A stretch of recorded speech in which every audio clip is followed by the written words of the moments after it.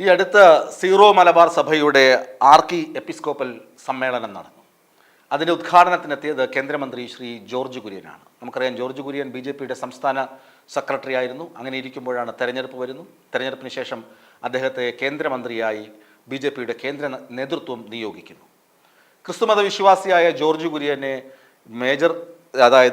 Zero Malabar സഭ അവരുടെ ആർക്കി episcopal സമ്മേളനത്തിന് ഉദ്ഘാടകനായി വിളിച്ചതിൽ എന്തെങ്കിലും തെറ്റുണ്ടോ എന്ന് ചോദിച്ചാൽ അതിൽ ഒരു തെറ്റുമില്ല. കാരണം സമ്മേളനം നടത്തുന്നത് സീറോ മലബാർ സഭയാണ്. സമ്മേളനത്തിൽ ആരൊക്കെ പങ്കെടുക്കണമെന്ന് തീരുമാനിക്കേണ്ടത് സീറോ മലബാർ സഭയാണ്.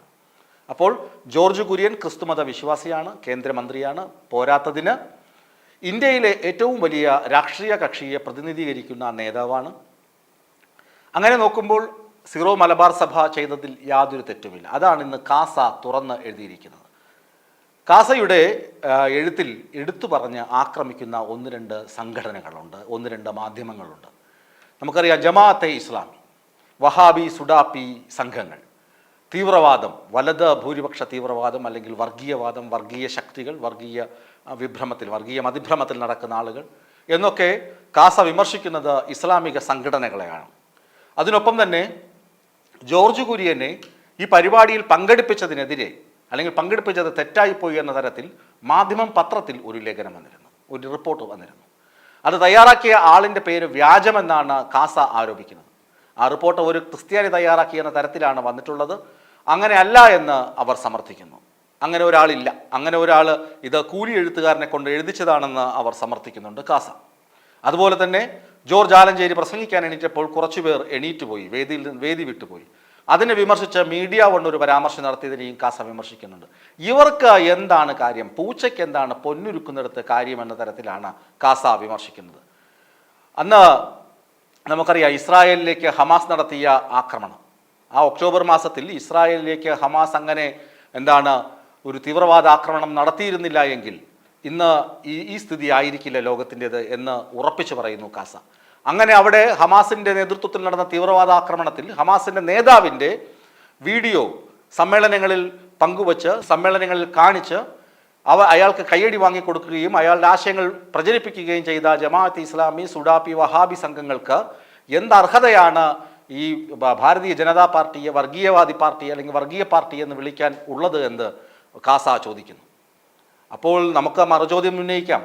ഉത്തരേന്ത്യയിലും മറ്റുമൊക്കെ ക്രിസ്ത്യൻ ദേവാലയങ്ങൾക്ക് നേരെ നടക്കുന്ന ആക്രമണം അല്ലെങ്കിൽ ക്രിസ്ത്യാനികൾക്ക് നേരെ നടക്കുന്ന ആക്രമണം, ഇതിനൊക്കെ നേതൃത്വം നൽകുന്ന ഹിന്ദു ഭീകരവാദികൾ, അവരെയൊക്കെ എതിർക്കേണ്ടതല്ലേ സഭ എന്ന് ചോദിക്കുന്നുണ്ട്. സഭ അക്കാര്യത്തിലൊന്നും പറയുന്നില്ല. സഭ പറയുന്നത് ആർക്കി എപ്പിസ്കോപ്പൽ സമ്മേളനത്തെക്കുറിച്ച് മാത്രമാണ്.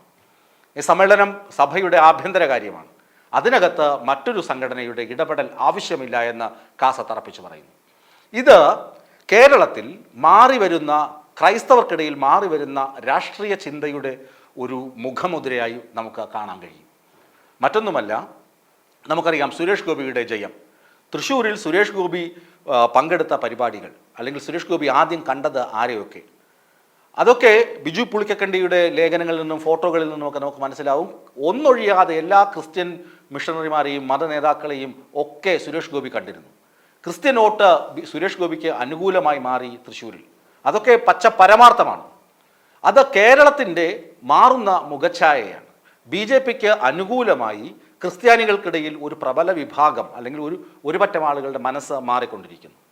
അതുകൊണ്ടാണ് നരേന്ദ്രമോദിയും അമിത്ഷായും ഒക്കെ കേരളത്തിലെ BJP നേതാക്കളോട് പറയുന്നത്, നിങ്ങൾ ക്രിസ്ത്യാനികളുമായി കൂടുതൽ സഹകരിക്കുക എന്ന് പറയുന്നത്. മറ്റ് ഇസ്ലാമിക ശക്തികൾക്ക് ഒരിക്കലും BJPയിലേക്ക് വോട്ട് വരില്ല. അവരിൽ നിന്ന് വോട്ട് ലഭിക്കുക വളരെ പ്രയാസമാണ്.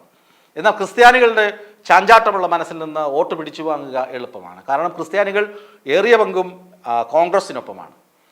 കുറേ ആളുകൾ CPM ഇടതുമുന്നണിക്കൊപ്പം നിൽക്കുന്ന ആളുകളുമുണ്ട്. കോൺഗ്രസിനൊപ്പം നിൽക്കുന്ന ക്രിസ്ത്യാനികളെ വൈപ്പ് ഔട്ട് ചെയ്ത് ഒന്നടങ്കം BJPയിലേക്ക് കൊണ്ടുവരാൻ ഉള്ള ശ്രമമാണ് BJP നടത്തുന്നത്. അതിൻ്റെ സൂചനകളാണ് ഇവിടെ നടക്കുന്നത്.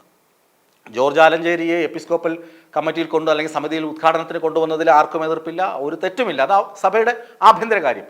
അതിനകത്ത് മീഡിയ ഉടനും മാധ്യമത്തിനും എന്ത് കാര്യം? അല്ലെങ്കിൽ സുഡാപ്പി, വഹാബി, ജമാഅത്തെ ഇസ്ലാമി സംഘങ്ങൾക്ക് എന്ത് കാര്യമെന്നാണ് കാസ വിമർശിക്കുന്നത്. ഇത് ക്രൈസ്തവരുടെ മാറുന്ന രാഷ്ട്രീയ ചിന്തയുടെ പരിച്ഛേദമാണ്, മുഖമാണ് എന്ന് പറയുന്നതാകും ഉചിതം.